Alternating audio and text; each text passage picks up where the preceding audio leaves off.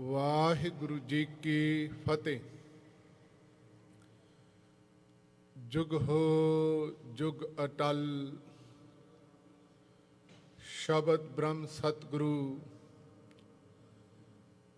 ਧੰਨ ਗੁਰੂ ਗ੍ਰੰਥ ਸਾਹਿਬ ਸੱਚੇ ਪਾਤਸ਼ਾਹ ਜੀ ਦੀ ਪਾਵਨ ਪਵਿੱਤਰ ਹਜ਼ੂਰੀ ਅੰਦਰ ਜੁੜ ਬੈਠੀ ਸਾਧ ਸੰਗਤ। ਚੱਲ ਰਹੀ ਧੰਨ ਗੁਰੂ ਗ੍ਰੰਥ ਸਾਹਿਬ ਸੱਚੇ ਪਾਤਸ਼ਾਹ ਜੀ ਦੀ ਅੰਮ੍ਰਿਤ ਬਾਣੀ ਦੀ ਲੜੀਵਾਰ ਵਿਚਾਰ ਦੇ ਅੰਦਰ ਜੋ ਆਪ ਜੀ ਨੇ 3 ਸ਼ਲੋਕਾਂ ਦਾ ਪਾਠ ਸਰਵਨ ਕੀਤਾ ਹੈ, ਸ਼ਹੀਦਾਂ ਦੇ ਸਰਤਾਜ, ਮਾਨਵਤਾ ਦੇ ਰਹਿਬਰ ਧੰਨ ਗੁਰੂ ਤੇਗ ਬਹਾਦਰ ਸਾਹਿਬ ਸੱਚੇ ਪਾਤਸ਼ਾਹ ਜੀ ਦੇ ਪਾਵਨ ਅੰਮ੍ਰਿਤ ਮੁਖਾਰਬਿੰਦ ਤੋਂ ਉਚਾਰਨ ਕੀਤਾ ਹੋਇਆ ਹੈ। ਇਹ ਸਾਰੇ 3 ਸ਼ਲੋਕਾਂ ਦੇ ਅੰਦਰ ਗੁਰੂ ਸਾਹਿਬ ਜੀ ਨੇ ਖਾਸ ਕਰਕੇ ਬੰਦੇ ਨੂੰ ਕੁਝ ਖਾਸ ਬੰਦੇ ਦੇ ਅੰਦਰ ਦੇ ਔਗਣ, ਜਿਹਨੂੰ ਗੁਰੂ ਸਾਹਿਬ ਜੀ ਨੇ ਵਿਖਿਆ ਦੇ ਨਾਲ ਸੰਬੋਧਨ ਕੀਤਾ ਹੈ, ਕਿਧਰੇ ਮਾਇਆ ਮਮਤਾ ਦੇ ਨਾਲ ਸੰਬੋਧਨ ਕੀਤਾ ਹੈ, ਕਿਧਰੇ ਗੁਰੂ ਸਾਹਿਬ ਜੀ ਬੰਦੇ ਦੇ ਅੰਦਰ ਦਾ ਜਿਹੜਾ ਈਗੋਟਿਸਟ ਐਟੀਟਿਊਡ ਹੈ, ਹਉਮੈ ਨੂੰ ਤਜਣ ਦੀ ਤੀਸਰੇ ਸ਼ਲੋਕ ਦੇ ਅੰਦਰ ਗੱਲ ਕਰ ਰਹੇ ਨੇ। ਇਹ ਤਿਆਗਣ ਦੀ ਪ੍ਰੇਰਨਾ ਕੀਤੀ ਹੈ। ਧਰਮਾਂ ਦੇ ਅੰਦਰ ਜਦੋਂ ਹਿੰਦੁਸਤਾਨ ਦੇ ਅੰਦਰ ਅਸੀਂ ਵੇਖਨੇ ਆ ਤੇ ਆਮ ਕਰਕੇ ਤਿਆਗਵਾਦ ਨੂੰ ਬੜੀ ਤਰਜੀਹ ਦਿੱਤੀ ਗਈ ਹੈ। ਗੁਰੂ ਸਾਹਿਬ ਜੀ ਨੇ ਜਿਸ ਤਿਆਗਣ ਦੀ ਗੱਲ ਕੀਤੀ, ਬੰਦੇ ਦੇ ਅੰਦਰ ਦੇ ਔਗਣਾਂ ਨੂੰ ਤਿਆਗਣ ਦੀ ਗੱਲ ਕੀਤੀ ਹੈ। ਇਸ ਕਰਕੇ ਗੁਰੂ ਸਾਹਿਬ ਜੀ ਨੇ ਅੱਜ ਦੇ ਪਹਿਲੇ ਜਿਹੜਾ ਸ਼ਲੋਕ ਹੈ, 17ਵਾਂ ਸ਼ਲੋਕ, ਜਿਹਦੇ ਵਿੱਚ ਹਜ਼ੂਰ ਨੇ ਜ਼ਿਕਰ ਕੀਤਾ ਹੈ, ਜਿਹੇ ਵਿਖਿਆ ਸਗਲੀ ਤਜੀ ਲਿਓ ਭੇਖ ਬੈਰਾਗ, ਕਿ ਜਿਸ ਮਨੁੱਖ ਨੇ ਆਪਣੇ ਅੰਦਰੋਂ ਵਿਕਾਰਾਂ ਦੀ ਵਿਖਿਆ ਦਾ ਮਤਲਬ ਹੈ ਜ਼ਹਿਰ ਨੂੰ ਤਿਆਗ ਦਿੱਤਾ ਹੈ, ਉਹਨੂੰ ਹੋਰ ਕੋਈ ਬੈਰਾਗ ਦਾ ਸਪੈਸ਼ਲ ਲਿਬਾਸ ਧਾਰਨ ਕਰਨ ਦੀ ਲੋੜ ਨਹੀਂ ਹੈ। ਸਮਝ ਲਓ ਉਹਨੇ ਅੰਦਰੋਂ ਬੈਰਾਗ ਦਾ ਲਿਬਾਸ ਧਾਰਨ ਕਰ ਲਿਆ ਹੈ। ਭੇਖ ਦਾ ਮਤਲਬ ਹੁੰਦਾ ਭੇਸ਼, ਤੇ ਲਿਓ ਦਾ ਮਤਲਬ ਹੈ ਉਹਨੇ ਧਾਰਨ ਕਰ ਲਿਆ ਹੈ ਬੈਰਾਗ। ਉਹ ਬੈਰਾਗ ਦੇ ਅੰਦਰ ਵਿਚਰ ਰਿਹਾ ਹੈ।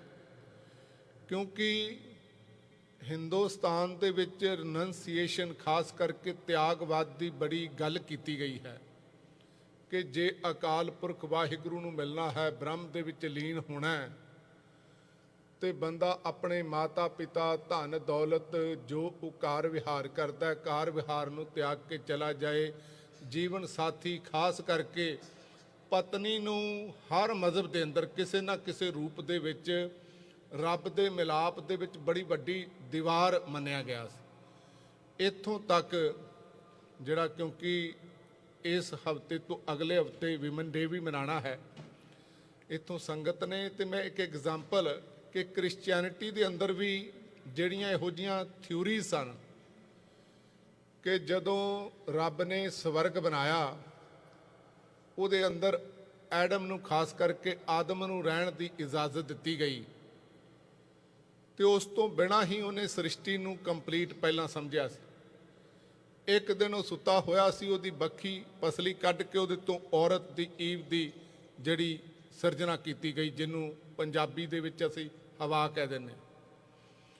ਉਹਨੂੰ ਜਦੋਂ ਅਸਲ ਦੇ ਵਿੱਚ ਦੋਵਾਂ ਨੂੰ ਇਜਾਜ਼ਤ ਦਿੱਤੀ ਗਈ, ਪਹਿਲਾਂ ਤੇ ਔਰਤ, ਉਹਨਾਂ ਦੋਵਾਂ ਨੂੰ ਕਿਹਾ ਗਿਆ ਬਾਕੀ ਸਾਰੇ ਤੁਸੀਂ ਫਲ ਖਾ ਸਕਦੇ ਹੋ, ਇੱਕ ਖਾਸ ਕਰਕੇ ਗਿਆਨ ਦਾ ਫਲ ਨਹੀਂ ਖਾਣਾ, ਜਿੱਦਣ ਖਾ ਲੋਗੇ ਇਹ ਰੱਬ ਦੇ ਹੁਕਮ ਦੀ ਅਦੂਲੀ ਸਮਝੀ ਜਾਏਗੀ। ਤੇ ਉਹ ਕਹਿੰਦੇ ਨੇ ਸ਼ੈਤਾਨ, ਜਿਹਨੂੰ ਉਹ ਇੱਕ ਅਜਗਰ ਦੇ ਰੂਪ ਦੇ ਵਿੱਚ ਵੀ ਲੈਂਦੇ ਨੇ, ਉਹਨਾਂ ਨੂੰ ਮਜਬੂਰ ਕਰ ਦਿੱਤਾ ਖਾਣ ਦੇ ਲਈ, ਵੀ ਇਹ ਸਭ ਤੋਂ ਜਿਹੜਾ ਡਿਲੀਸ਼ੀਅਸ ਫਰੂਟ ਸੀ ਰੱਬ ਨੇ ਤੁਹਾਡੇ ਲਈ ਰੋਕ ਦਿੱਤਾ ਹੈ। ਉਹਨੇ, ਹਵਾ ਨੇ, ਈਵ ਨੇ ਐਡਮ ਨੂੰ ਮਜਬੂਰ ਕੀਤਾ ਤੇ ਉਹਨੇ ਖਾ ਲਿਆ। ਇਸ ਕਰਕੇ ਕਹਿੰਦੇ ਨੇ ਰੱਬ ਨੇ, ਗਾਡ ਨੇ, ਉਹਨਾਂ ਨੂੰ ਸਵਰਗ ਦੇ ਵਿੱਚ ਜਿਹੜੇ 2 ਸਰਾਫ ਦੇ ਕੇ ਬੰਦੇ ਨੂੰ ਕਿਹਾ ਵੀ ਤੈਨੂੰ ਭੱਜ ਨੱਠ ਬੜੀ ਕਰਨੀ ਪਏਗੀ, ਸਵੇਰ ਤੋਂ ਸ਼ਾਮ ਤੱਕ ਤੇਰਾ ਸਰੀਰ ਕਾਰੋ ਵਿਹਾਰ ਕਰਕੇ ਥੱਕ ਜਾਇਆ ਕਰੇਗਾ, ਪਰ ਤੂੰ ਜਿੰਨੀ ਕਮਾਈ ਕਰੇਗਾ ਇਹ ਈਵ ਦੀ ਪਰਵਰਿਸ਼ ਲਈ, ਹੋਰ ਪਰਿਵਾਰ ਦੇ ਲਈ ਤੂੰ ਲਾਇਆ ਕਰੇਗਾ। ਇਹ ਗੱਲ ਕਹੀ। ਦੂਸਰੀ ਸੀ ਈਵ ਨੂੰ ਇਹ ਜਿਹੜੀ ਪਨਿਸ਼ ਕੀਤਾ ਗਿਆ ਕਿ ਤੈਨੂੰ ਬੱਚੇ ਦੇ ਪੈਦਾ ਹੋਣ ਦੀ ਪੀੜ ਸਹਿਣੀ ਪਏਗੀ। ਇਹ ਬੜਾ ਵੱਡਾ ਸਰਾਪ ਸੀ ਉਹਦੇ ਲਈ, ਤੇ ਕਿਉਂਕਿ ਤੂੰ ਰੱਬ ਦੇ ਲਈ ਉਹਦੇ ਹੁਕਮ ਦੀ ਅਦੂਲੀ ਕੀਤੀ ਹੈ। ਇੱਥੇ ਵੇਖੋ ਦੋਵਾਂ ਲਈ, ਐਡਮ ਤੇ ਈਵ ਲਈ, ਜਿਹੜਾ ਖਾਸ ਕਰਕੇ ਔਰਤਾਂ ਨੂੰ ਇਨਫੀਰਿਟੀ ਕੰਪਲੈਕਸ ਦੇਣ ਦੇ ਲਈ, ਇੱਕ ਤਾਂ ਵੀ ਰੱਬ ਦੀ ਕੁਦਰਤ ਔਰਤ ਦੀ ਸਿਰਜਣਾ ਤੋਂ ਬਿਨਾਂ ਹੀ ਕੰਪਲੀਟ ਸੀ, ਇਹ ਗੱਲ ਕੀਤੀ ਗਈ। ਦੂਸਰਾ ਉਹਦੇ ਵਿੱਚ ਜਿਹੜੀ ਲਾਈਨ ਦਾ ਅਰਥ ਨਿਕਲਦਾ ਸੀ ਵੀ ਐਡਮ ਦੇ ਇੰਟਰਟੇਨਮੈਂਟ ਦੇ ਲਈ ਉਹਨੂੰ ਪੈਦਾ ਕੀਤਾ ਗਿਆ। ਤੀਸਰਾ ਜਿਹੜੀ ਬਰਥ ਪੇਨ ਹੈ, ਹਾਲਾਂਕਿ ਹੁਣ ਤੇ ਡਾਕਟਰਾਂ ਨੇ ਜਿਹੜਾ ਸਾਬਤ ਕਰ ਦਿੱਤਾ ਵੀ ਉਦੋਂ ਉਸ ਸਮੇਂ ਦੇ ਦੌਰਾਨ ਬੜੇ ਕੈਮੀਕਲਸ ਪ੍ਰੋਡਿਊਸ ਹੁੰਦੇ ਨੇ ਦਿਮਾਗ ਦੇ ਅੰਦਰ, ਜਿਹੜੇ ਸਾਰੀ ਜ਼ਿੰਦਗੀ ਮਾਂ ਤੇ ਬੱਚੇ ਦੇ ਰਿਲੇਸ਼ਨ ਦੇ ਵਿੱਚ ਕੰਮ ਆਉਂਦੇ ਨੇ, ਤੇ ਉਹ ਬੜੇ ਬੈਨੀਫੀਸ਼ੀਅਲ ਹੀ ਹੁੰਦੇ ਨੇ ਉਹ ਜਿਹੜੀ ਪੀੜ ਦੇ ਵਿੱਚੋਂ ਨਿਕਲਣਾ। ਤੇ ਅਸਲ ਦੇ ਵਿੱਚ ਇਹ ਜਿਹੜੇ ਇਹਦੇ ਪਿੱਛੇ ਇੱਕ ਕਾਰਨ ਇਹ ਸੀ, ਇਸ ਕਰਕੇ ਕੈਥੋਲਿਕ ਲੋਕ ਅੱਜ ਵੀ ਜਿਹੜਾ ਮੈਰਿਜ ਨਹੀਂ ਕਰਾਉਂਦੇ ਆ ਆਮ ਹਾਲਤਾਂ ਦੇ ਵਿੱਚ। ਇਸੇ ਤਰ੍ਹਾਂ ਹਿੰਦੁਸਤਾਨ ਦੇ ਵਿੱਚ ਵੀ ਪਤਨੀ ਦਾ ਤਿਆਗ ਕਰਕੇ ਖਾਸ ਕਰਕੇ ਜੰਗਲਾਂ ਦੇ ਵਿੱਚ ਲੋਕ ਚਲੇ ਜਾਂਦੇ ਸਨ ਤੇ ਜੋਗੀ ਲੋਕ ਬਣ ਜਾਂਦੇ ਸਨ, ਤੇ ਬੜੇ ਬੜੇ ਰਾਜਿਆਂ ਦੇ ਵੀ ਤਿਆਗ ਦੀ ਗੱਲ ਚੱਲਦੀ ਹੈ। ਜਦੋਂ ਉਹਨਾਂ ਨੂੰ ਪ੍ਰਾਪਤੀ ਦੀ ਕੋਈ ਗੱਲ ਜਾਂ ਰੱਬ ਦੀ ਪ੍ਰਾਪਤੀ ਦੀ ਗੱਲ ਕਰਦੇ ਸੀ, ਉਹਨਾਂ ਦੇ ਸਾਹਮਣੇ ਇਹ ਸੀ ਵੀ ਜਿਹੜਾ ਘਰ-ਬਾਰ ਨੂੰ ਤੇ ਔਰਤ ਨੂੰ ਤੇ ਬੱਚਿਆਂ ਨੂੰ ਖਾਸ ਕਰਕੇ ਤਿਆਗਣਾ, ਉਹਨੂੰ ਬੈਰਾਗ ਸਮਝਿਆ ਜਾਂਦਾ ਸੀ। ਪਰ ਗੁਰੂ ਸਾਹਿਬ ਜੀ ਨੇ ਬੜਾ ਜ਼ਿਕਰ ਕੀਤਾ, ਵੈਸੇ ਵੀ ਉਹਨਾਂ ਦੇ ਅੰਦਰੋਂ ਨਾ ਕ੍ਰੀਏਟੀਵਿਟੀ ਨਹੀਂ ਸੀ ਪੈਦਾ ਹੁੰਦੀ। ਇਸ ਕਰਕੇ ਨਾ ਤੁਸੀਂ ਵੇਖੋ ਜੋਗੀ ਲੋਕਾਂ ਨੇ ਬੜਾ ਕੋਈ ਮਾਰ ਕੇ ਦਾ ਹਿੰਦੁਸਤਾਨ ਦੀ ਧਰਤੀ ਤੇ ਕੰਮ ਨਹੀਂ ਕੀਤਾ।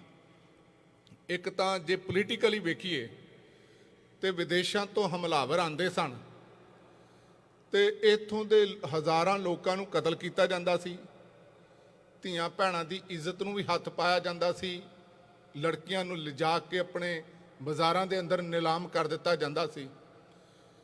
ਤੇ ਇਹ ਲੋਕਾਂ ਨੇ ਅਜੀਬ ਕਿਸਮ ਦੀ ਕਰਮ ਫਿਲਾਸਫੀ ਪੜ੍ਹੀ ਹੋਈ ਸੀ ਤੇ ਸਪਰੈਡ ਕਰ ਰਹੇ ਸੀ। ਉਹ ਕਹਿੰਦੇ ਸੀ ਵੇਖੋ ਜੀ, ਹਰ ਬੰਦੇ ਨੂੰ ਕਰਮਾਂ ਦਾ ਫਲ ਮਿਲਦਾ ਹੈ, ਤੇ ਜਿਹੜਾ ਤੁਹਾਡੇ ਨਾਲ ਵਾਪਰਿਆ ਪਿਛਲੇ ਕਰਮਾਂ ਦਾ ਕੋਈ ਲੈਣਾ ਦੇਣਾ ਹੈ।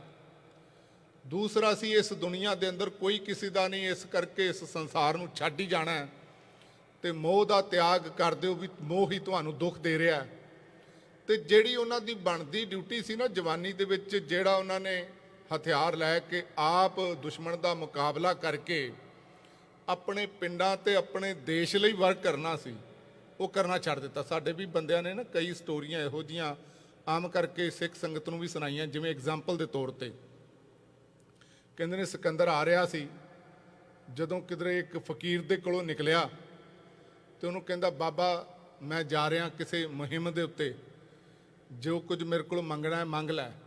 ਤੇ ਉਹ ਅੱਗੋਂ ਫਕੀਰ ਕਹਿੰਦਾ ਵੀ ਤੂੰ ਜਿਹੜੀ ਰੱਬ ਵੱਲੋਂ ਆ ਮੈਨੂੰ ਕੁਦਰਤ ਵੱਲੋਂ ਧੁੱਪ ਆ ਰਹੀ ਸੀ, ਇਹ ਪਾਸੇ ਹੁੜ ਜਾ, ਚਲਾ ਜਾ, ਤੂੰ ਤੇ ਆਪ ਮੰਗਤਾ ਹੈ, ਅਸਲ ਦੇ ਵਿੱਚ ਤੂੰ ਮੈਨੂੰ ਕੀ ਦੇਣਾ।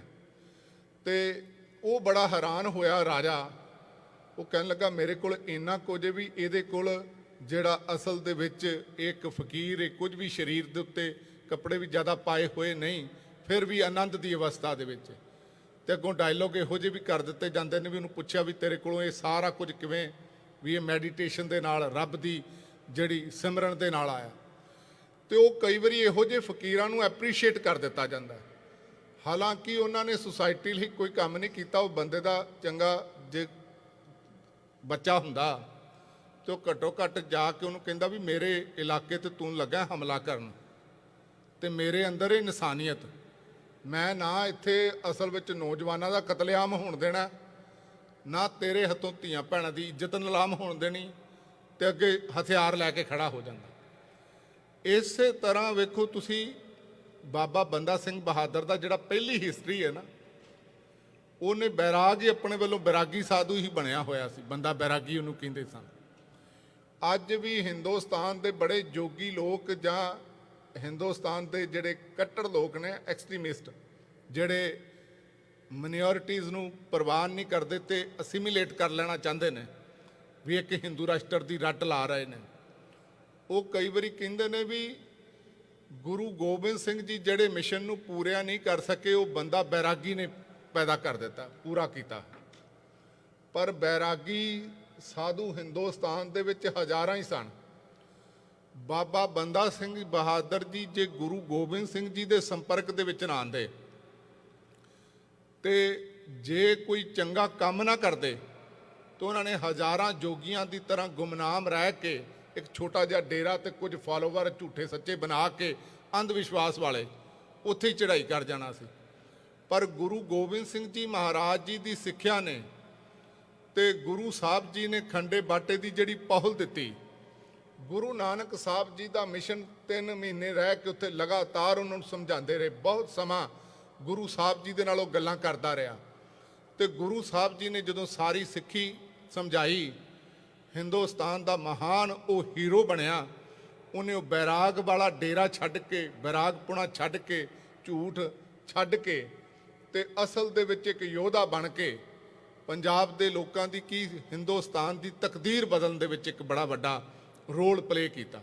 ਪਹਿਲਾ ਖਾਲਸਾ ਜਿਹੜਾ ਰਾਜ ਕਾਇਮ ਕੀਤਾ।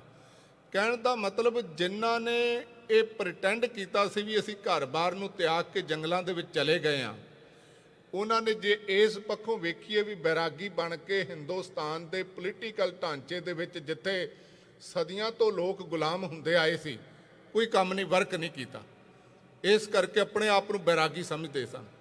ਚਾਹੀਦਾ ਤੇ ਇਹ ਸੀ ਜੋ ਉਹਨਾਂ ਦੀ ਮਾਇਆ ਦੇ ਨਾਲ ਅਟੈਚਮੈਂਟ ਨਹੀਂ ਸੀ ਤੇ ਉਹ ਅਸਲ ਦੇ ਵਿੱਚ ਆਪਣੀ ਪੂਰੀ ਲਾਈਫ ਹਿਊਮੈਨਿਟੀ ਨੂੰ ਸਮਰਪਿਤ ਕਰ ਦਿੰਦੇ, ਪਰ ਉਹਨਾਂ ਨੇ ਨਹੀਂ ਕੀਤੀ।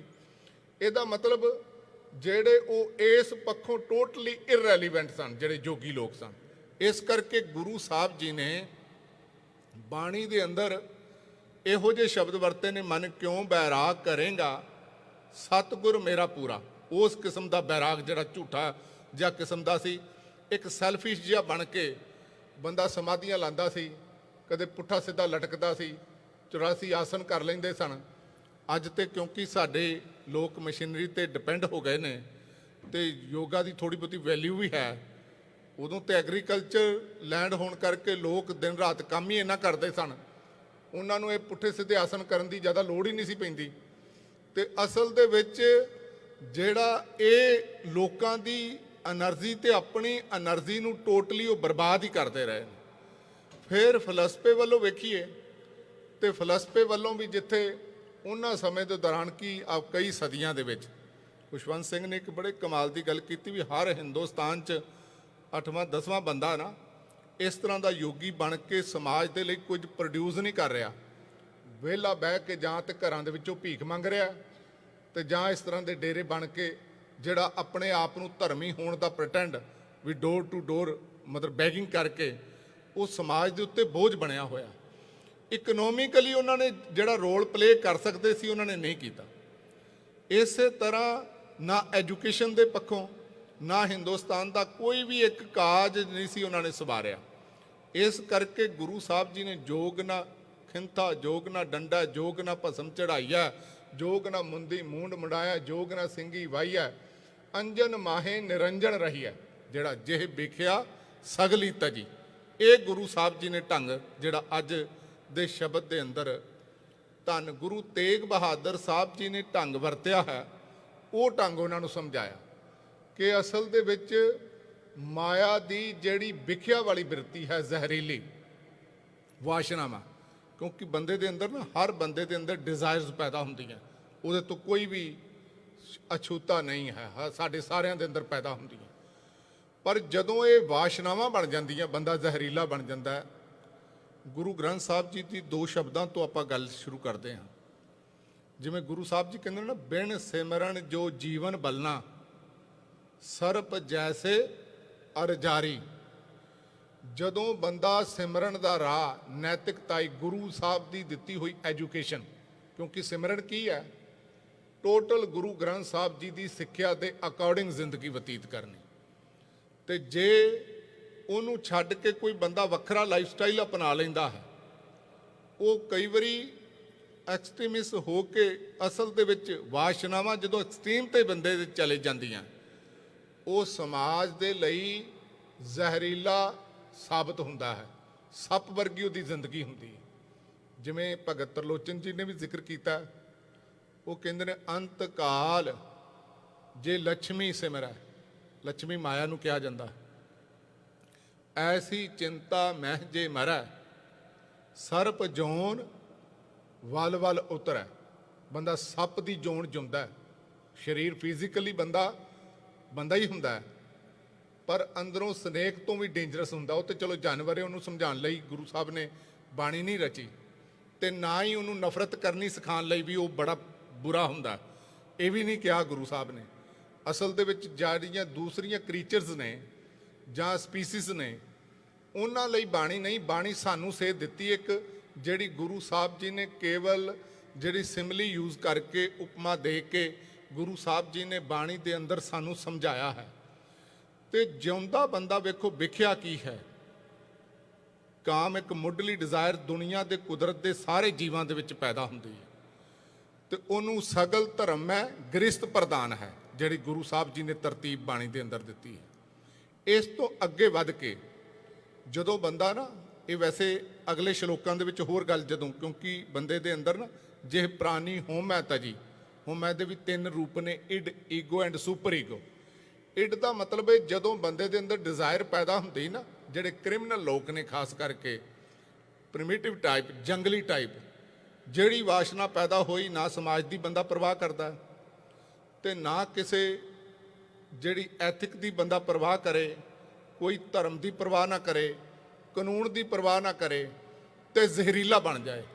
ਜਿਵੇਂ ਅੱਜ ਕਾਮਵਾਸ ਹੋ ਕੇ ਸਾਰੀ ਦੁਨੀਆ ਤੇ ਵੇਖੋ ਬੜੇ ਬੰਦੇ ਪੀਡੋਫਾਈਲ ਜਿਹੜੇ ਬੱਚਿਆਂ ਨੂੰ ਜਿਹੜੇ ਨਿਸ਼ਾਨਾ ਬਣਾ ਰਹੇ ਨੇ, ਮੋਲੈਸਟਿੰਗ ਹੋ ਰਹੀ ਹੈ ਉਹਨਾਂ ਦੇ ਨਾਲ।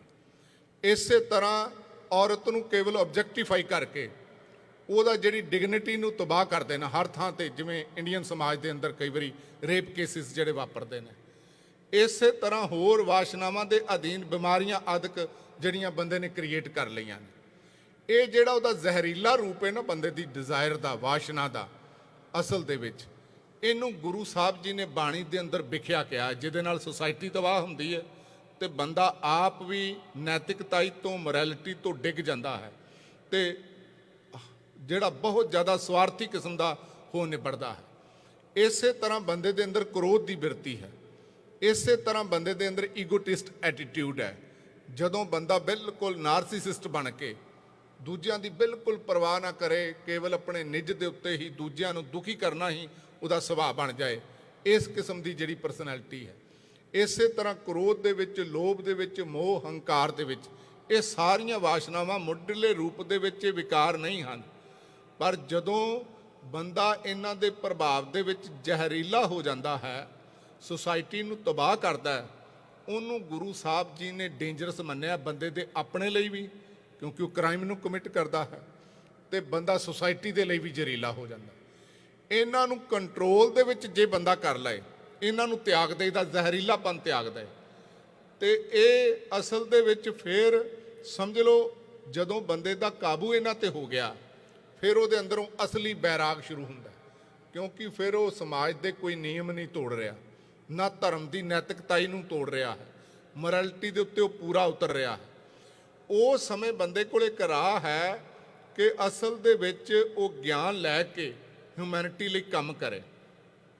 ਇਹਦੇ ਉੱਤੇ ਬੰਦਾ ਕਰਨ ਲਈ ਤਿਆਰ ਨਹੀਂ। ਇਸ ਕਰਕੇ ਦੁਨੀਆ ਦੇ ਅੰਦਰ ਨਾ ਆਮ ਹਾਲਤਾਂ ਦੇ ਵਿੱਚ ਤੇ ਜਿਹੜੇ ਸਮਾਜ ਦੇ ਵਿੱਚ ਅਸੀਂ ਰਹਿੰਦੇ ਹਾਂ, ਮੈਂ ਸਵੇਰ ਦੇ ਦੀਵਾਨ ਦੇ ਵਿੱਚ ਵੀ, ਕਿਉਂਕਿ ਹੁਕਮਨਾਮਾ ਅੱਜ ਗੁਰੂ ਸਾਹਿਬ ਜੀ ਨੇ ਬਖਸ਼ਿਸ਼ ਕੀਤਾ ਸੀ, ਮਾਇਆ ਮਮਤਾ ਮੋਹਣੀ ਜਿਨ ਵਿਣ ਦੰਤਾ ਜਗ ਖਾਇਆ, ਉਹਦੇ 'ਚ ਸੀ ਵੀ ਇਹ ਜਿਹੜਾ ਜ਼ਹਿਰੀਲਾ ਭਾਨੇ ਨਾ, ਇਹ ਜਿਹੜਾ ਜ਼ਹਿਰ ਹੈ, ਇਹ ਕੀ ਮਾਰਦਾ ਹੈ? ਅਸਲ ਦੇ ਵਿੱਚ ਉਹ ਸਾਡੇ ਅੰਦਰੋਂ ਸੱਚ ਨੂੰ ਕਿਲ ਕਰ ਦਿੰਦਾ। ਅੱਜ ਬੰਦੇ ਦੇ ਅੰਦਰ ਸੱਚ ਨਹੀਂ ਰਹੀ, ਸੱਚਾ ਬੰਦਾ ਵਿਰਲਾ ਹੀ ਕੋਈ ਮਿਲਦਾ ਹੈ। ਅੱਜ ਤੇ ਬੰਦੇ ਦਾ ਨਾ, ਜਿਵੇਂ ਕਈ ਵਾਰੀ ਬੰਦੇ ਦੇ ਅੰਦਰੋਂ ਤੰਦਰੁਸਤੀ ਜਾਂ ਮਾਨਸਿਕ ਤੰਦਰੁਸਤੀ ਗਵਾਚ ਜਾਏ, ਬੰਦੇ ਨੂੰ ਅੱਜ ਕਿਸੇ ਨੂੰ ਪੁੱਛ ਕੇ ਵੇਖੋ ਵੀ ਤੁਹਾਨੂੰ ਕੋਈ ਚਿੰਤਾ ਤੇ ਨਹੀਂ, ਤੇ ਅੱਜ ਬੰਦਿਆਂ ਨੇ ਇੱਕ, ਕਿਉਂਕਿ ਇਹ ਜਿਹੜਾ ਪੈਮਾਨਾ ਬਣਾ ਲਿਆ, ਉਹ ਕਹਿੰਦੇ ਨੇ ਅੱਜ ਤੇ ਦੁਨੀਆ 'ਚ ਕੋਈ ਬੰਦਾ ਹੈ ਹੀ ਨਹੀਂ ਵੀ ਜਿਹਨੂੰ ਚਿੰਤਾ ਨਾ ਹੋਵੇ, ਹਰ ਕਿਸੇ ਨੂੰ ਹੈਗੀ ਹੈ। ਕਹਿਣ ਦਾ ਮਤਲਬ ਬਿਮਾਰੀ ਨੂੰ ਟੋਟਲੀ ਬੰਦੇ ਨੇ ਐਕਸੈਪਟ ਕੀਤਾ ਹੋਇਆ। ਇਸੇ ਤਰ੍ਹਾਂ ਜੇ ਅੱਜ ਬੰਦੇ ਨੂੰ ਕਿਸੇ ਨੂੰ ਪੁੱਛਿਆ ਜਾਏ, ਤੇ ਅੱਜ ਆਰਟੀਕਲ ਲਿਖੇ ਜਾਂਦੇ ਨੇ ਵੀ ਸਭ ਤੋਂ ਵੱਡਾ ਝੂਠ ਤੇ ਹੀ ਹੈ ਜਿਹੜਾ ਬੰਦਾ ਕਹਿੰਦਾ ਮੈਂ ਕਦੀ ਝੂਠ ਨਹੀਂ ਬੋਲਿਆ, ਇਹ ਸਭ ਤੋਂ ਵੱਡਾ ਝੂਠ ਹੈ। ਇਸੇ ਤਰ੍ਹਾਂ ਬੰਦੇ ਦੇ ਅੰਦਰ ਹੋਰ ਵੀ ਜਿੰਨੇ ਵਿਚਾਰ ਪੈਦਾ ਹੁੰਦੇ ਨੇ ਨਾ, ਤੇ ਉਹਨਾਂ ਦੇ ਉੱਤੇ ਕਾਬੂ ਨਾ ਕਰਨ ਕਰਕੇ ਬੰਦਾ ਜ਼ਹਿਰੀਲਾ ਹੋਇਆ ਹੈ। ਤੇ ਸਤਿਗੁਰੂ ਜੀ ਇਹਨਾਂ ਵਾਸ਼ਨਾਵਾਂ ਤੇ ਕਾਬੂ ਕਰਨ ਨੂੰ ਕਹਿੰਦੇ ਨੇ ਲਿਓ ਭੇਖ ਬੈਰਾਗ, ਕਹੋ ਨਾਨਕ ਸੁਨ ਰੇ ਮਨਾ। ਇਹ ਨਾਨਕ ਅਸਲ ਦੇ ਵਿੱਚ ਇਹ ਮਨਾ ਸੁਣ, ਨਾਨਕ ਆਖਦਾ ਹੈ। ਇਹਦੇ ਅਖਰੀ ਅਰਥ ਜਿਹੜੇ ਕੀਤੇ ਨੇ ਪ੍ਰੋਫੈਸਰ ਸਾਹਿਬ ਸਿੰਘ ਜੀ ਨੇ। ਗੁਰੂ ਤੇਗ ਬਹਾਦਰ ਸਾਹਿਬ ਜੀ ਕਹਿੰਦੇ ਨੇ, ਹੇ ਮਨਾ ਸੁਣ। ਜਦੋਂ ਅਸੀਂ ਇਹ ਬਾਣੀ ਪੜ੍ਹਨੀ, ਅਸੀਂ ਆਪਣੇ ਮਨ ਦੇ ਨਾਲ ਗੱਲ ਕਰਨੀ ਹੈ। ਤੇ ਗੁਰੂ ਸਾਹਿਬ ਜੀ ਕਹਿੰਦੇ ਨੇ ਤੇਹ ਨਰ ਮਾਥੈ ਭਾਗ। ਇਹ ਵੀ ਇੱਕ ਮੈਟਾਫਰ ਗੁਰੂ ਸਾਹਿਬ ਨੇ ਯੂਜ਼ ਕੀਤਾ ਹੈ, ਕਿਉਂਕਿ ਹਿੰਦੁਸਤਾਨ ਦੇ ਵਿੱਚ ਮੰਨਿਆ ਜਾਂਦਾ ਸੀ ਵੀ ਮੱਥੇ ਤੇ ਭਾਗ ਹੁੰਦੇ ਨੇ ਜਾਂ ਹੱਥਾਂ ਦੀਆਂ ਲੀਕਾਂ ਹੁੰਦੀਆਂ। ਹਾਲਾਂਕਿ ਇਹ ਸੂਡੋ ਸਾਇੰਸ ਹੈ, ਵੀ ਸਾਇੰਸ ਨਹੀਂ ਹੈ ਐਸਟ੍ਰੋਲੋਜੀ। ਇਹ ਟੋਟਲੀ ਫੇਕ ਹੈ। ਇਹਦਾ ਕੋਈ ਵੀ ਬੰਦੇ ਦੀ ਵਾਸਤਵਿਕ ਜੀਵਨ ਦੇ ਨਾਲ ਕੋਈ ਰਿਲੇਸ਼ਨ ਨਹੀਂ ਹੈ। ਕਹਿਣ ਦਾ ਮਤਲਬ ਸੱਚਾਈ ਨਹੀਂ ਹੈ। ਪਰ ਅੱਜ ਹਜ਼ਾਰਾਂ ਕਿਸਮ ਦੇ ਐਸਟ੍ਰੋਲੋਜਰ ਨੇ ਜਿਹੜੇ ਉਹ ਦਾਅਵਾ ਕਰ ਰਹੇ ਨੇ, ਕਿਉਂਕਿ ਬੰਦੇ ਨੂੰ ਕੋਈ ਇਹਦਾ ਪਤਾ ਨਹੀਂ ਹੈ। ਤੇ ਇਸ ਕਰਕੇ ਉਹਨਾਂ ਦੇ ਕੋਲ ਨਾ ਕੁਝ ਕਾਮਨ ਗੱਲਾਂ ਹੁੰਦੀਆਂ ਬੰਦੇ ਨੂੰ ਖੁਸ਼ ਕਰਨ ਦੀਆਂ। ਤੇ ਕਈ ਵਾਰੀ ਉਹ ਕਹਿਣਗੇ ਜੀ ਤੁਹਾਡੀ ਕਿਸਮਤ ਦੇ ਵਿੱਚ ਪੈਸਾ ਆਉਂਦਾ ਤੇ ਬਹੁਤ ਏ, ਪਰ ਜਾਂਦਾ ਨਹੀਂ ਦਿਸਦਾ। 6 ਕਿਸਮ ਦੀਆਂ ਜਿਹੜੀਆਂ ਗੱਲਾਂ 6% ਨੇ ਉਹਨਾਂ ਦੀਆਂ ਸਾਨੂੰ ਸੱਚੀਆਂ ਲੱਗਦੀਆਂ ਨੇ ਐਸਟ੍ਰੋਲੋਜਰ ਦੀਆਂ। ਤੇ ਬੰਦਾ ਕਹਿੰਦਾ ਜੀ ਇਹ ਬਿਲਕੁਲ ਸੱਚ ਕਹਿ ਰਹੇ ਨੇ, ਸ਼ਾਇਦ ਦੂਜਿਆਂ ਦੇ ਟਰੰਕ ਭਰੇ ਪਏ ਨੇ, ਮੈਂ ਕੰਮ ਤੇ ਬਹੁਤ ਕਰਨਾ, ਮੇਰੇ ਕੋਲ ਪੈਸਾ ਹੁੰਦਾ ਤੇ ਹੈ ਪਰ ਟਿਕਦਾ ਨਹੀਂ। ਉਹ ਕਹਿਣਗੇ ਜੀ ਤੁਸੀਂ ਆਪਣੀ ਜ਼ਿੰਦਗੀ ਦੇ ਵਿੱਚ ਬੜੀ ਵੱਡੀ ਘਟਨਾ ਤੋਂ, ਮੌਤ ਤੋਂ ਬੜੀ ਮੁਸ਼ਕਲ ਬਚੇ ਹੋ। ਤੇ ਹਰ ਬੰਦਾ ਸੈਂਸਿਟਿਵ ਹੁੰਦਾ, ਕੋਈ ਨਾ ਕੋਈ ਘਟਨਾ ਉਹਦੇ ਜੀਵਨ 'ਚ ਇਹੋ ਜਿਹੀ ਜਿਹੜੀ ਵਰਤੀ ਹੁੰਦੀ ਹੈ। ਬੰਦਾ ਕਹਿੰਦਾ ਜੀ ਹਾਂਜੀ ਪੰਡਤ ਜੀ ਬਿਲਕੁਲ ਠੀਕ ਕਹਿੰਦੇ ਨੇ, ਕਿਉਂਕਿ ਫਲਾਣੀ ਥਾਂ ਤੇ ਮੈਂ ਜੇ ਆਹ ਨਾ ਕਰਦਾ ਤੇ ਮਾਰੀ ਜਾਣਾ ਸੀ ਸ਼ਾਇਦ। ਇਸੇ ਤਰ੍ਹਾਂ ਉਹ ਕਹਿਣਗੇ ਜੀ ਤੁਸੀਂ ਤੇ ਦੂਸਰਿਆਂ ਦਾ ਭਲਾ ਕਰਦੇ ਹੋ, ਪਰ ਲੋਕ ਤੁਹਾਡਾ ਭਲਾ ਨਹੀਂ ਚਾਹੁੰਦੇ, ਲੋਕ ਤੁਹਾਡੇ ਨਾਲ ਬੁਰਾ ਕਰਦੇ ਨੇ। ਤੇ ਹਰ ਬੰਦਾ ਸੋਚਦਾ ਵੀ ਮੈਂ ਤੇ ਵਾਕਈ ਲੋਕਾਂ ਦਾ ਬੁਰਾ ਕਰਨਾ, ਭਲਾ ਕਰਨਾ, ਤੇ ਮੈਂ ਤੇ ਨੇਕ ਕਲੰਕ ਦਾ ਅਵਤਾਰ ਹਾਂ। ਅਸਲ ਦੇ ਵਿੱਚ ਦੂਜੇ ਹੀ ਮੇਰੇ ਨਾਲ ਬੁਰਾ ਸਲੂਕ ਕਰ ਰਹੇ ਨੇ। ਹਰ ਬੰਦੇ ਨੂੰ ਇਸ ਤਰ੍ਹਾਂ ਲੱਗਦਾ ਹੈ। ਤੇ ਇਹ ਗੱਲਾਂ ਸਾਨੂੰ ਜਿਹੜੀਆਂ ਚੰਗੀਆਂ ਲੱਗਦੀਆਂ ਨੇ ਤੇ ਸਾਨੂੰ ਲੱਗਦਾ ਵੀ ਬਿਲਕੁਲ ਸੱਚਾਈ ਦੇ ਨੇੜੇ ਨੇ। ਅਸਲ ਦੇ ਵਿੱਚ ਨਾ ਤੇ ਹੱਥਾਂ ਦੇ ਉੱਤੇ ਕੋਈ ਲੀਕਾਂ ਹੁੰਦੀਆਂ ਨੇ ਤੇ ਨਾ ਹੀ ਬੰਦੇ ਦੇ ਮੱਥੇ ਦੇ ਉੱਤੇ ਕੋਈ ਲੀਕਾਂ ਹੁੰਦੀਆਂ। ਬੰਦੇ ਦਾ ਥਾਟ, ਬੰਦੇ ਦੀ ਜਿਹੜੀ ਕੁਦਰਤ ਨੇ ਵੀ ਕੁਝ ਸਕਿੱਲਸ ਬੰਦੇ ਨੂੰ ਦਿੱਤੀਆਂ ਹੋਈਆਂ ਨੇ, ਤੇ ਬੰਦਾ ਕੰਮ ਕਿਵੇਂ ਕਰਦਾ ਅਸਲ ਦੇ ਵਿੱਚ, ਇਸ ਤਰ੍ਹਾਂ ਬੰਦੇ ਦੀ ਜ਼ਿੰਦਗੀ ਬਦਲਦੀ ਹੈ। ਤੇ ਇੱਥੇ ਗੁਰੂ ਸਾਹਿਬ ਜੀ ਜਿਹੜੀ ਗੱਲ ਕਹਿ ਰਹੇ ਨੇ ਵੀ ਜਿਨ੍ਹਾਂ ਨੇ ਵਿਖਿਆ ਮੱਥੇ ਤੇ ਭਾਗ, ਮੱਥੇ ਤੇ ਮੋਟਾ ਅਰਥ ਕਰੀਏ ਵੀ ਇੱਥੇ ਦਿਮਾਗ ਹੀ ਹੈ ਸਾਡਾ। ਤੇ ਅਸਲ ਦੇ ਵਿੱਚ ਜਦੋਂ ਦਿਮਾਗ ਸਹੀ ਚੱਲੇ ਨਾ ਗੁਰੂ ਸਾਹਿਬ ਜੀ ਦੇ ਗਿਆਨ ਦੇ ਨਾਲ, ਗਿਆਨ ਦੀ ਡਾਇਰੈਕਸ਼ਨ ਦੇ ਨਾਲ, ਤੇ ਸਮਝ ਲਓ ਸਾਡੇ ਭਾਗ ਕਿਸਮਤ ਜਾਗ ਪੈਂਦੀ ਹੈ। ਇਸ ਕਰਕੇ ਕਿਸੇ ਵਿਦਵਾਨ ਨੇ ਨਾ ਆ ਜਿਹੜਾ ਲੱਕ ਦੇ ਅਰਥ ਕੀਤੇ ਨੇ, ਉਹ ਕਹਿੰਦਾ ਲੇਬਰ ਅੰਡਰ ਕਰੈਕਟ ਨੌਲੇਜ। ਜਦੋਂ ਬੰਦਾ ਕਿਸੇ ਕਰੈਕਟ ਗਿਆਨ ਦੇ ਅਧੀਨ ਜਿਹੜੇ ਕੰਮ ਕਰਦਾ ਨਾ, ਤੇ ਉਹਦੀ ਜ਼ਿੰਦਗੀ ਜ਼ਰੂਰ ਬਦਲਦੀ ਹੈ। ਇਸ ਕਰਕੇ ਗੁਰੂ ਸਾਹਿਬ ਜੀ ਨੇ ਜ਼ਿਕਰ ਕੀਤਾ ਵੀ ਸਤਿਗੁਰ ਸਿੱਖ ਕੋ ਨਾਮ ਧਨ ਦੇ, ਨਾਮ ਦੀ ਦੌਲਤ ਵਿਚ ਮੀਨਸ ਐਜੂਕੇਸ਼ਨ, ਜਿਹੜਾ ਗਿਆਨ ਦੇਣਾ ਗੁਰੂ ਸਾਹਿਬ ਨੇ। ਗੁਰ ਕਾ ਸਿੱਖ ਵਡਭਾਗੀ ਹੈ, ਇਹਦੇ ਨਾਲ ਅਸੀਂ ਲੱਕੀ ਹੋ ਜਾਂਦੇ ਹਾਂ, ਫਾਰਚੂਨ ਹੋ ਜਾਂਦੇ ਹਾਂ, ਕਿਉਂਕਿ ਗੁਰੂ ਸਾਹਿਬ ਸਾਨੂੰ ਗਿਆਨ ਦੇ ਰਹੇ ਨੇ। ਤੇ ਗੁਰੂ ਸਾਹਿਬ ਜੀ ਇਹ ਪੂਰੇ ਸ਼ਲੋਕ ਦੇ ਵਿੱਚ ਇਹ ਕਹਿ ਰਹੇ ਨੇ ਕਿ ਜੇ ਗੁਰੂ ਦਾ ਗਿਆਨ ਲੈ ਲਿਆ, ਬੰਦੇ ਨੂੰ ਜੀਣਾ ਆ ਗਿਆ, ਤੇ ਬੰਦੇ ਨੂੰ ਸਪੈਸ਼ਲ ਕੋਈ ਕੱਪੜੇ ਪਾ ਕੇ ਲਿਬਾਸ ਧਾਰਨ ਦੀ ਲੋੜ ਨਹੀਂ ਹੈ, ਬੈਰਾਗੀ ਬਣਨ ਦੀ ਲੋੜ ਨਹੀਂ। ਤੇ ਜਿਨ੍ਹਾਂ ਨੇ ਧਰਮ ਦੇ ਲਿਬਾਸ ਪਾਏ ਨੇ ਨਾ, ਗੁਰਬਾਣੀ ਕਹਿੰਦੀ ਚਿੱਟੇ ਜਿਨਕੇ ਕੱਪੜੇ ਮੈਲੇ ਚਿੱਤ ਕਠੋਰ ਜੀ। ਕਈ ਵਾਰੀ ਜਿਹੜੇ ਕੱਪੜੇ ਉਹਨਾਂ ਦੇ ਚਿੱਟੇ ਹੁੰਦੇ ਨੇ ਸਾਧਾਂ ਦੇ, ਪਰ ਅਸਲ ਦੇ ਵਿੱਚ ਆਮ ਕਾਮ ਕ੍ਰੋਧ ਲੋਭ ਮੋਹ ਹੰਕਾਰ ਨਾਲ ਜ਼ਿਆਦਾ ਜੁੜੇ ਹੁੰਦੇ ਨੇ।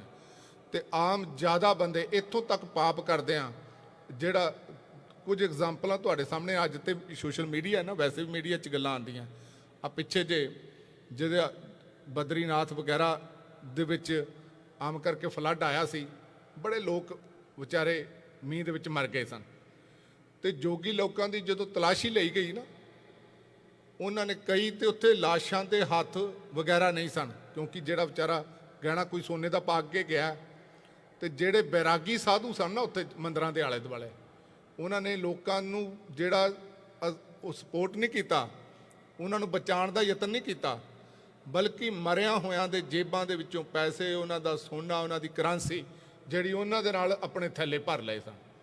ਇਸੇ ਤਰ੍ਹਾਂ ਹਿੰਦੁਸਤਾਨ ਦੇ ਵਿੱਚ ਧਰਮ ਦੇ ਉੱਤੇ ਜਿਹੜਾ ਵੱਡੇ ਵੱਡੇ ਮੰਦਰਾਂ ਦੇ ਉੱਤੇ ਪੈਸਾ ਲੱਗਦਾ ਹੈ ਨਾ, ਜਿਹੜੇ ਲੋਕ ਸੋ ਕਾਲਡ ਕਹਿੰਦੇ ਨੇ ਵੀ ਅਸੀਂ ਮਾਇਆ ਦਾ ਤਿਆਗ ਕਰ ਦਿੱਤਾ ਹੈ, ਜੋ ਸਰਕੂਲੇਸ਼ਨ 'ਚ ਪੈਸਾ ਆਵੇ, ਸਾਰਾ ਐਜੂਕੇਸ਼ਨ ਦੇ ਉੱਤੇ ਲੱਗੇ, ਲੋਕਾਂ ਦੀ ਜਿਹੜੀ ਮੈਡੀਕਲ ਹੈਲਪ ਦੇ ਵਿੱਚ ਲੱਗੇ ਤੇ ਲੋਕਾਂ ਦੀ ਐਜੂਕੇਸ਼ਨ ਦੇ ਵਿੱਚੋਂ ਪੈਸਾ ਲੱਗੇ, ਤੇ ਅਸਲ ਦੇ ਵਿੱਚ ਹਿੰਦੁਸਤਾਨ ਦੀ ਤਕਦੀਰ ਬਦਲ ਸਕਦੀ ਹੈ।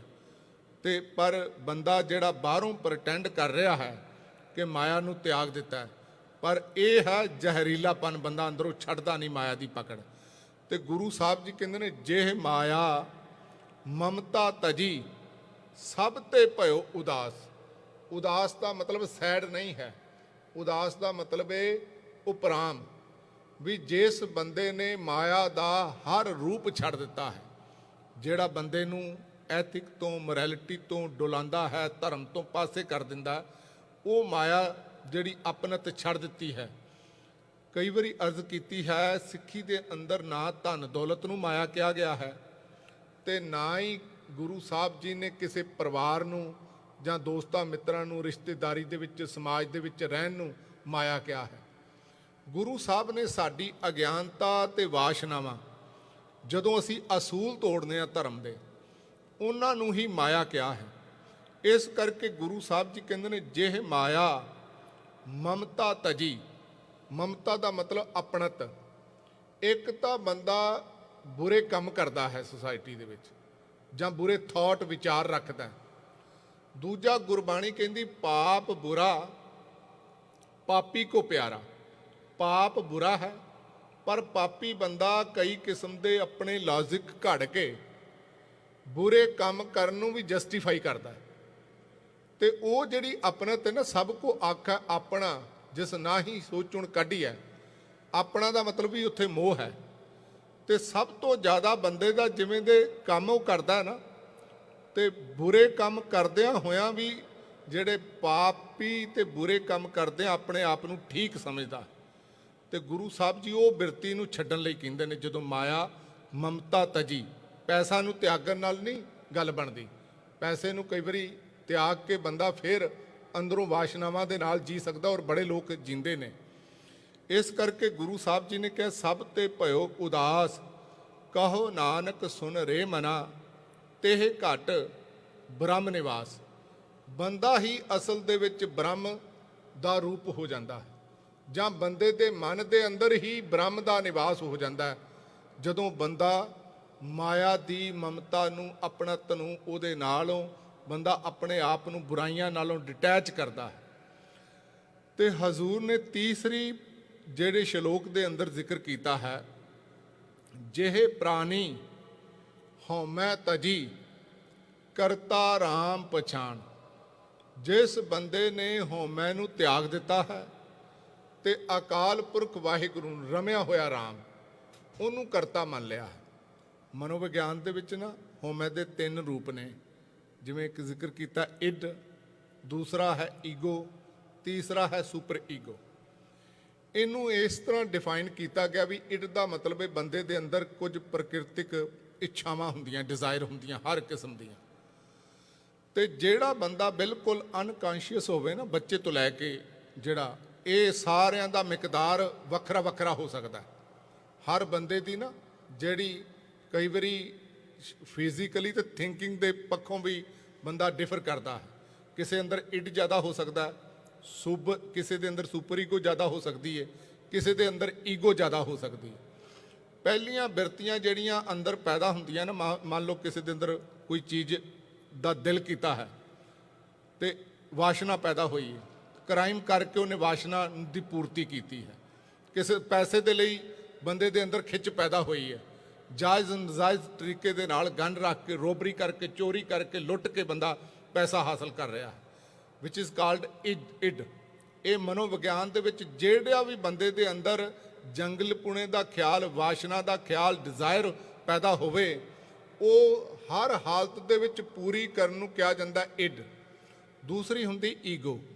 ਇਹਨੂੰ ਜਿਹੜੀ ਸਾਈਕੋਲੋਜੀ ਦੇ ਵਿੱਚ ਇਹਦੀ ਪਰਿਭਾਸ਼ਾ ਹੈ, ਉਹਦੇ ਅਕੋਰਡਿੰਗ ਬੰਦਾ ਵੇਖਦਾ ਵੀ ਸੁਸਾਇਟੀ ਨੇ ਕਿਹੜੀਆਂ ਮੇਰੇ ਲਈ ਕੰਸਟੇਂਸ, ਖਾਸ ਕਰਕੇ ਜਿਹੜੀਆਂ ਰਿਸਟ੍ਰਿਕਸ਼ਨਸ ਲਾਈਆਂ, ਉਹਨਾਂ ਨੂੰ ਮੰਨਦਿਆਂ ਹੋਇਆਂ ਜਦੋਂ ਉਹਨਾਂ ਦੀ ਪੂਰਤੀ ਕਰਦਾ ਹੈ ਤੇ ਅਸਲ ਦੇ ਵਿੱਚ ਉਹ ਸਮਾਜ ਦੇ ਵਿੱਚ ਤੇ ਬਦਨਾਮ ਨਹੀਂ ਹੁੰਦਾ, ਕਿਉਂਕਿ ਉਹਨੇ ਥੋੜੀ ਜੀ ਰੈਸ਼ਨੈਲਿਟੀ ਨਾਲ ਕਈ ਵਾਰੀ ਜਿਹੜੀ ਆਪਣੀ ਵਾਸ਼ਨਾਵਾਂ ਨੂੰ ਲੌਜੀਕਲੀ ਜਾਂ ਇਸ ਤਰ੍ਹਾਂ ਕਹਿ ਲਓ ਵੀ ਸੁਸਾਇਟੀ ਦੇ ਮੁਤਾਬਕ ਚੱਲ ਕੇ ਉਹਨਾਂ ਦੀ ਪੂਰਤੀ ਕਰਦਾ ਹੈ। ਤੀਸਰਾ ਹੁੰਦੀ ਸੁਪਰ ਈਗੋ, ਜਦੋਂ ਮੋਰੈਲਿਟੀ ਤੇ ਐਥਿਕਨੈਸ ਦਾ ਬੰਦੇ ਦੇ ਅੰਦਰ ਜਿਹੜਾ ਖਿਆਲ ਜਾਗ ਪੈਂਦਾ, ਬੰਦਾ ਰੱਬ ਨੂੰ ਸਮਰਪਿਤ ਹੁੰਦਾ ਤੇ ਬੰਦਾ ਫਿਰ ਸੈਲਫ ਰੂਲ ਐਂਡ ਰੈਗੂਲੇਸ਼ਨ ਦੇ ਵਿੱਚ ਆ ਜਾਂਦਾ। ਜਦੋਂ ਬੰਦਾ ਕਹਿੰਦਾ ਵੇਖੋ ਜੀ ਮੈਂ ਕੋਈ ਵੀ ਬੁਰਾ ਕਾਮ, ਕ੍ਰੋਧ, ਲੋਭ, ਮੋਹ, ਹੰਕਾਰ ਦੇ ਵਿੱਚ ਕੰਮ ਨਹੀਂ ਕਰਨਾ, ਕਿਉਂਕਿ ਗੁਰੂ ਸਾਹਿਬ ਜੀ ਨੂੰ ਇਹ ਪ੍ਰਵਾਨ ਨਹੀਂ ਹੈ, ਜਾਂ ਮੇਰੀ ਜਿਹੜੀ ਉਹ ਅਸਲ ਦੇ ਵਿੱਚ ਸਿੱਖਿਆ ਮਿਲੀ ਹੈ। ਕਈ ਵਾਰੀ ਲੋਕ ਕਹਿੰਦੇ ਨੇ ਵੀ ਮੇਰੇ ਮਾਪਿਓ ਨੇ ਇਹੋ ਜਿਹੀ ਸਿੱਖਿਆ ਦਿੱਤੀ ਹੈ, ਮੈਨੂੰ ਧਰਮ ਵੱਲੋਂ ਇਹ ਸਿੱਖਿਆ ਮਿਲੀ ਹੈ। ਉਹ ਜਦੋਂ ਖਿਆਲ ਰੱਖ ਕੇ ਬੰਦਾ ਐਕਸ਼ਨ ਕਰਦਾ ਹੈ ਨਾ, ਤੇ ਬੰਦਾ ਆਪਣੇ ਆਪ ਚੰਗਾ ਬਣਦਾ ਹੈ, ਤੇ ਉਹਨੂੰ ਅਸਲ ਦੇ ਵਿੱਚ ਉਹ ਸੁਪਰ ਈਗੋ ਦੇ ਵਿੱਚ ਵਿਚਰ ਰਿਹਾ ਹੁੰਦਾ। ਪਹਿਲੀ ਜਿਹੜੀ ਹੈ ਉਹਦੇ 'ਚ ਕੋਈ ਬੰਦਾ ਆਪਣੀ ਪਰਵਾਹ ਨਹੀਂ ਕਰਦਾ, ਨਾ ਸਮਾਜ ਦੀ, ਨਾ ਸੁਸਾਇਟੀ ਦੀ, ਨਾ ਧਰਮ ਦੀ, ਜਦੋਂ ਇਡ ਦੇ ਵਿੱਚ ਵੀ ਵਿਚਰਦਾ ਹੈ।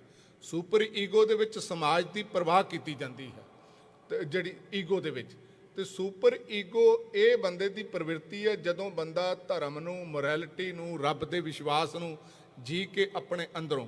ਤੇ ਇਹ ਵੀ ਗੱਲ ਹੁੰਦੀ ਹੈ, ਜ਼ਰੂਰੀ ਨਹੀਂ ਵੀ ਆਸਤਿਕ ਲੋਕ ਹੀ ਠੀਕ ਹੁੰਦੇ ਨੇ, ਕਈ ਵਾਰੀ ਨਾਸਤਿਕ ਲੋਕ ਵੀ ਬਿਲਕੁਲ ਠੀਕ ਹੋ ਸਕਦੇ ਨੇ ਸਦਾਚਾਰਕ ਪੱਖ ਤੇ, ਵੀ ਜਿਹੜਾ ਬੰਦਾ ਰੱਬ ਦੇ ਉੱਤੇ ਬਲੀਵ ਨਹੀਂ ਕਰ ਰਿਹਾ ਫਿਰ ਵੀ ਹੋ ਸਕਦਾ ਉਹ ਚੰਗਾ ਇਨਸਾਨ ਹੋਵੇ।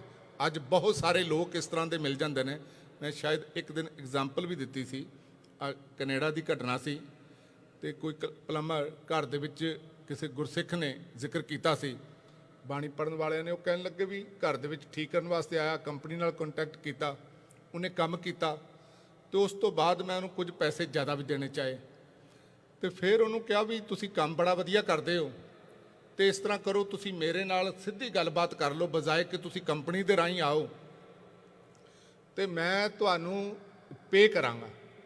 ਤੇ ਉਹ ਕਹਿਣ ਲੱਗੇ ਮੈਂ ਇਸ ਤਰ੍ਹਾਂ ਦਾ ਨਹੀਂ ਕਰ ਸਕਦਾ। ਕਹਿੰਦੇ ਕਿਉਂ? ਕਿਉਂਕਿ ਮੇਰਾ ਕੰਪਨੀ ਨਾਲ ਇਸ ਤਰ੍ਹਾਂ ਦਾ ਐਗਰੀਮੈਂਟ ਹੋਇਆ, ਇਸ ਕਰਕੇ ਮੈਂ ਜਿਹੜਾ ਉਹਨਾਂ ਨਾਲ ਧੋਖਾ ਨਹੀਂ ਕਰ ਸਕਦਾ, ਮੈਨੂੰ ਉਹਨਾਂ ਦੇ ਥਰੂ ਹੀ ਆਉਣਾ ਪਏਗਾ। ਤੇ ਕਹਿਣ ਲੱਗੇ ਮੈਂ ਉਹਨਾਂ ਨੂੰ ਬਿਠਾ ਲਿਆ ਤੇ ਮੈਂ ਕਿਹਾ ਵੀ ਤੁਸੀਂ ਕਿਸ ਧਰਮ ਨੂੰ ਮੰਨਦੇ ਹੋ? ਕਹਿੰਦਾ ਜੀ ਮੈਂ ਕਿਸੇ ਧਰਮ ਨੂੰ ਨਹੀਂ ਮੰਨਦਾ, ਮੈਂ ਇਨਸਾਨੀਅਤ ਨੂੰ ਮੰਨਣਾ, ਤੇ ਵੈਸੇ ਮੈਂ ਏਥੀਇਸਟ ਹਾਂ, ਨਾਸਤਿਕ ਹਾਂ, ਰੱਬ ਨੂੰ ਨਹੀਂ ਮੈਂ ਮੰਨਦਾ, ਮੇਰਾ ਰੱਬ ਦੇ ਵਿੱਚ ਵਿਸ਼ਵਾਸ ਨਹੀਂ। ਇਸ ਤਰ੍ਹਾਂ ਦੇ ਬਹੁਤ ਸਾਰੇ ਲੋਕ ਹੋ ਸਕਦੇ ਨੇ ਅੱਜ, ਕਿਉਂਕਿ ਬੜੀ ਵੱਡੀ ਡਿਬੇਟ ਚੱਲਦੀ ਹੈ। ਤੇ ਇਹੋ ਜਿਹੇ ਵੀ ਲੋਕ ਹੋ ਸਕਦੇ ਨੇ ਜਿਹੜੇ ਰੱਬ ਨੂੰ ਮੰਨਦੇ ਹੋਣ, ਬਾਹਰੋਂ ਉਹਨਾਂ ਦਾ ਲਿਬਾਸ ਵਧੀਆ ਹੋਵੇ, ਧਾਰਮਿਕ ਲਿਬਾਸ ਹੋਵੇ, ਉਹ ਧਾਰਮਿਕ ਸਥਾਨਾਂ ਤੇ ਆਉਂਦੇ ਹੋਣ ਤੇ ਆਪਣੇ ਵੱਲੋਂ ਬੜੀ ਡੈਡੀਕੇਸ਼ਨ ਸ਼ੋਅ ਕਰਦੇ ਹੋਣ ਬਾਹਰੀ ਤੌਰ ਤੇ, ਪਰ ਅੰਦਰੋਂ ਅਸਲ ਦੇ ਵਿੱਚ ਉਹ ਧਰਮ ਦੇ ਨੇੜੇ ਤੇੜੇ ਨਾ ਹੋਣ, ਝੂਠ ਵੀ ਬੋਲਦੇ ਹੋਣ, ਕਾਮ, ਕ੍ਰੋਧ, ਲੋਭ, ਮੋਹ, ਹੰਕਾਰ ਦੇ ਵਿੱਚ ਵੀ ਖਚਿਤ ਹੋਣ, ਤੇ ਇਸ ਤਰ੍ਹਾਂ ਦੇ ਲੋਕ ਹੋ ਸਕਦੇ ਨੇ। ਇਸ ਕਰਕੇ ਜਦੋਂ ਬੰਦਾ ਅੰਦਰੋਂ ਹੀ ਰਿਅਲਾਈਜ਼ ਕਰਦਾ ਹੈ ਨਾ, ਮੈਂ ਇੱਕ ਵਾਰੀ ਰਸ਼ੀਅਨ, ਕਿਉਂਕਿ ਜ਼ਿਆਦਾਤਰ ਲੋਕ ਨਾਸਤਿਕ ਹੁੰਦੇ ਨੇ, ਤੇ ਉਹਨਾਂ ਨਾਲ ਗੱਲ ਕਰਦੇ ਆ ਨਾ, ਮਾਸਕੋ ਏਅਰਪੋਰਟ ਦੇ ਉੱਤੇ ਬੈਠੇ ਹੋਏ ਸੀ, ਤੇ ਉਹ ਕਹਿਣ ਲੱਗਾ ਜੀ ਮੈਂ, ਜਦੋਂ ਖਾਣ ਪੀਣ ਦੀ ਗੱਲ ਚੱਲੀ ਤੇ ਕਹਿਣ ਲੱਗਾ ਜੀ ਮੈਂ ਕਦੇ ਮਾਸ ਨਹੀਂ ਖਾਂਦਾ। ਤੇ ਮੈਂ ਕਿਹਾ ਜੀ ਤੁਸੀਂ ਤੇ ਰੱਬ ਨੂੰ ਮੰਨਦੇ ਹੀ ਨਹੀਂ, ਤੇ ਕਿਉਂ ਨਹੀਂ ਨਾ ਖਾਣ ਦਾ ਕਾਰਨ ਕੀ ਹੈ? ਕਹਿਣ ਲੱਗਾ ਅਸਲ ਦੇ ਵਿੱਚ ਮੈਂ ਕੁਦਰਤ ਨੂੰ ਪ੍ਰੇਮ ਕਰਨਾ, ਤੇ ਮੈਂ ਐਨੀਮਲ ਨੂੰ ਲਵ ਕਰਨਾ, ਉਹਨਾਂ ਨੂੰ ਵੀ ਜੀਣ ਦਾ ਪੂਰਾ ਹੱਕ ਹੋਣਾ ਚਾਹੀਦਾ।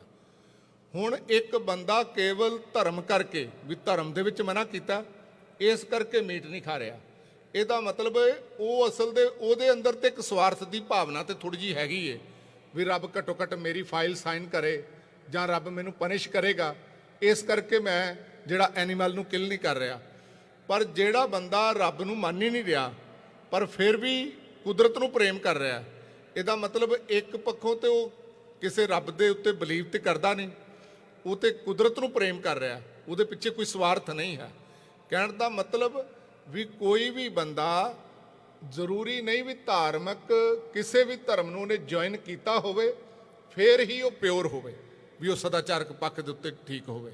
ਅੱਜ ਦੁਨੀਆ ਦੇ ਅੰਦਰ ਬੜੀ ਵੱਡੀ ਡਿਬੇਟ ਚੱਲ ਰਹੀ ਹੈ, ਤੇ ਜਿਹੜੀ ਗੁਰੂ ਸਾਹਿਬ ਜੀ ਨੇ ਸਪਿਰਿਚੁਅਲਿਟੀ ਦਿੱਤੀ ਨਾ, ਜਿਹਨੂੰ ਗੁਰੂ ਸਾਹਿਬ ਨੇ ਰੱਬ ਕਿਹਾ, ਜੇ ਉਹਦੀ ਵਿਆਖਿਆ ਕੀਤੀ ਜਾਏ ਤੇ ਕੋਈ ਵੀ ਬੰਦਾ ਰੱਬ ਤੋਂ ਬਾਹਰ ਨਹੀਂ ਹੈ। ਫਿਰ ਅਸੀਂ ਤੂੰ ਦਰਿਆਓ ਦਾਨਾ ਬੀਨਾ ਮੈਂ ਮਛਲੀ ਕੈਸੇ ਅੰਤ ਲਹਾਂ, ਇਹਦਾ ਇਸ ਤਰ੍ਹਾਂ ਜਿਵੇਂ ਅਸੀਂ ਕਹੀਏ ਨਾ ਰੱਬ ਕੀ ਹੈ, ਰੱਬ ਕਿੱਥੇ ਹੈ। ਜਿਵੇਂ ਅਸੀਂ ਅਮਰੀਕਾ ਦੇ ਵਿੱਚ ਆ, ਕਿਸੇ ਦੇ ਬੰਦਾ ਘਰ ਜਾਏ ਜਾਂ ਦੁਕਾਨ ਤੇ ਤੇ ਉੱਥੇ ਖਲੋ ਕੇ ਕਹੇ ਵੀ ਇਹ ਜਿਹੜਾ ਤੁਸੀਂ ਪੁੱਛੋ ਵੀ ਇਹ ਅਮਰੀਕਾ, ਉਹ ਕਹੇਗਾ ਨਹੀਂ ਇਹ ਮੇਰਾ ਘਰ ਹੈ। ਤੇ ਫਿਰ ਉਹ ਸ਼ਹਿਰ ਵੱਲ ਇਸ਼ਾਰਾ ਕਰਕੇ ਕਹੇ ਵੀ ਇਹ ਅਮਰੀਕਾ, ਉਹ ਸ਼ਹਿਰ ਦਾ ਨਾਮ ਲਏ ਵੀ ਇਹ ਫਲਾਣਾ ਸ਼ਹਿਰ ਹੈ। ਫਿਰ ਤੀਸਰਾ ਵੀ ਅਮਰੀਕਾ ਕੀ ਹੈ, ਵੀ ਇਹ ਤੁਹਾਡਾ ਘਰ ਹੈ ਜਾਂ ਸ਼ਹਿਰ ਹੈ। ਉਹ ਕਹੇਗਾ ਸਾਰੇ ਸ਼ਹਿਰ ਤੇ ਆ ਖਾਸ ਟੈਰੀਟਰੀ ਦੇ ਵਿੱਚ ਜਿੰਨੇ ਵੀ ਬੰਦੇ ਆ ਸਾਡੇ ਸਾਰੇ ਘਰ, ਸਾਰਾ ਕੁਝ ਹੀ ਉਹਦੇ ਵਿੱਚ ਹੀ ਆ ਜਾਂਦਾ। ਸੇਮ ਜਿਸ ਸੰਸਾਰ ਦੇ ਵਿੱਚ ਅਸੀਂ ਰਹਿ ਰਹੇ ਹਾਂ ਨਾ, ਇਹ ਵਿਸ ਸੰਸਾਰ ਤੁਮ ਦੇਖਦੇ ਹਰ ਕਾ ਰੂਪ ਹੈ, ਹਰ ਰੂਪ ਨਦਰੀ ਆਇਆ।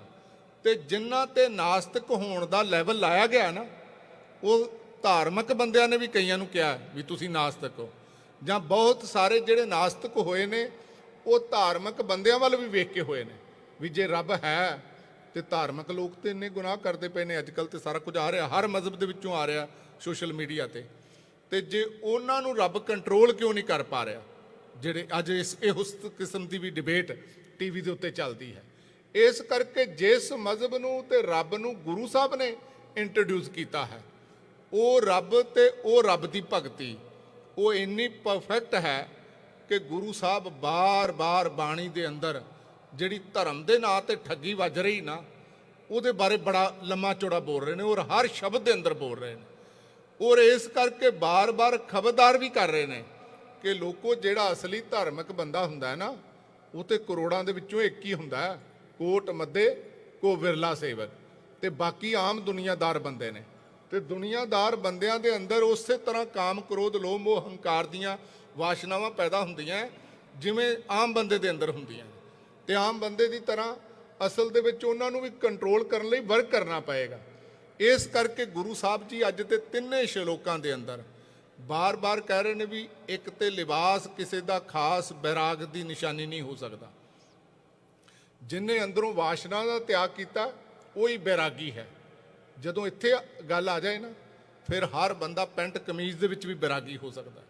ਕਿਸੇ ਵੀ ਮਜ਼ਹਬ ਨੂੰ ਮੰਨਣ ਵਾਲਾ, ਬਲੀਵਰ, ਨੌਨ ਬਲੀਵਰ, ਕਿਧਰੇ ਵੀ ਜਿਹੜਾ ਬੰਦਾ ਜ਼ਹਿਰੀਲਾ ਨਹੀਂ, ਸਮਾਜ ਦੇ ਲਈ ਚੰਗਾ ਇਨਸਾਨ ਬਣ ਕੇ ਸੁਸਾਇਟੀ ਲਈ, ਹਿਊਮੈਨਿਟੀ ਲਈ ਕੋਈ ਵਰਕ ਕਰ ਰਿਹਾ ਨਾ, ਉਹ ਅਸਲ ਦੇ ਵਿੱਚ ਬੰਦਾ ਧਾਰਮਿਕ ਹੈ। ਗੁਰੂ ਨਾਨਕ ਸਾਹਿਬ ਜੀ ਦੀ ਫਿਲਾਸਫੀ ਦੇ ਮੁਤਾਬਕ ਜਿਹਨੇ ਵਿਖਿਆ ਜ਼ਹਿਰ ਆਪਣੇ ਅੰਦਰੋਂ ਤਿਆਗ ਦਿੱਤਾ ਹੈ, ਤੇ ਉਹਨੇ ਸਮਝ ਲਓ ਲਿਓ ਭੇਖ ਬੈਰਾਗ ਦਾ ਮਤਲਬ ਇਹ ਨਹੀਂ ਹੈ। ਇਹਦਾ ਥੋੜ੍ਹੀ ਜਿਹੀ ਕਨਫਿਊਜ਼ਨ ਆ ਜਾਂਦੀ ਸ਼ਬਦਾਂ ਦੇ ਵਿੱਚ ਜਦੋਂ ਅਸੀਂ ਆਮ ਓਪਰੇ ਨਜ਼ਰੀਏ ਨਾਲ ਵੇਖਦੇ ਹਾਂ।